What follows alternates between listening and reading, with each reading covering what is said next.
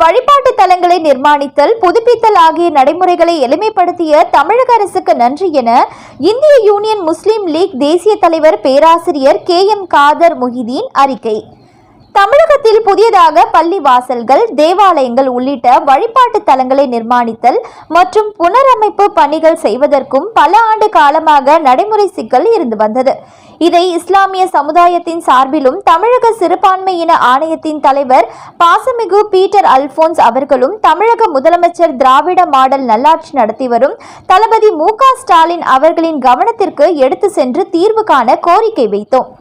இதைத் தொடர்ந்து தமிழக அரசின் சட்டம் ஒழுங்கு துறையை சேர்ந்த அதிகாரிகளிடம் உரிய ஆலோசனை நடத்தி சமுதாயத்தின் நீண்ட நாள் கோரிக்கையை ஏற்று வழிபாட்டு தலங்களுக்கு அரசு அனுமதி பெற ஒரு பொதுவான செயல்பாட்டு வழிமுறையினை தமிழக அரசின் செயலாளர் K. நந்தகுமார் IAS அவர்கள் வெளியிட்டு இதனை சென்னை மாநகராட்சி ஆணையர், காவல்துறை ஆணையர் மற்றும் அனைத்து மாவட்ட ஆட்சியர்கள், வருவாய்த்துறை அதிகாரிகளுக்கும் அனுப்பி வைத்துள்ளார்கள்.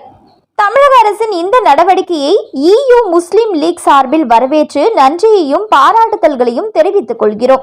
அரசின் நடவடிக்கையால் தமிழகத்தில் பள்ளி வாசல்கள் நிர்மாணிப்பதற்கும் புதுப்பித்து கட்டுவதற்கும் இருந்த நடைமுறை சிக்கல் களையப்பட்டுள்ளது. இதனை தமிழகத்தில் உள்ள மஹல்லா ஜமாத் நிர்வாகிகள் கவனத்தில் எடுத்துக்கொண்டு இத்துடன் இணைக்கப்பட்டுள்ள ஆங்கிலத்தில் உள்ள அறிவிப்பை நகல் எடுத்து புதிய மஸ்ஜித் கட்டும் போது, புனரமைப்பு செய்யும் போதும் சம்பந்தப்பட்ட அதிகாரிகளிடம் காண்பித்து உரிய அனுமதி பெற்று இறையில்லா பணிகளை தொய்வின்றி நடைபெற்றிட பணிகள் ஆற்றிட அன்புடன் கேட்டுக்கொள்கிறோம் என்று இவ்வறிக்கையில் தெரிவிக்கப்பட்டுள்ளது.